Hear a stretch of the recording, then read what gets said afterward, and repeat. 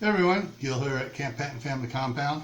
I got a mail call for you tonight. So, got a little package here from Prep4it. And so,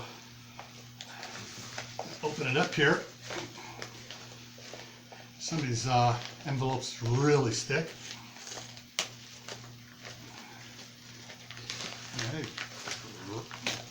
powerful gum on this one, man. It just doesn't want to come open.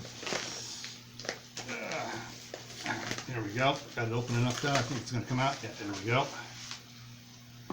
Oop, there's a letter in here too, so I got to open it up farther.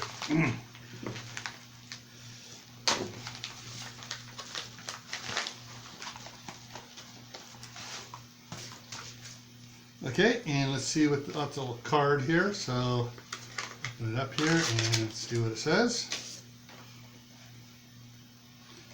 Thank you. Thank you so much for participating in my Prep4it food challenge. Sincerely, Tasha, Prep4it. Cool. And so I'll open this up here. And so she was giving away different essential oils and stuff. It was a nice little container to protect it. And so this is, let's see if I can get over here. There's the camera.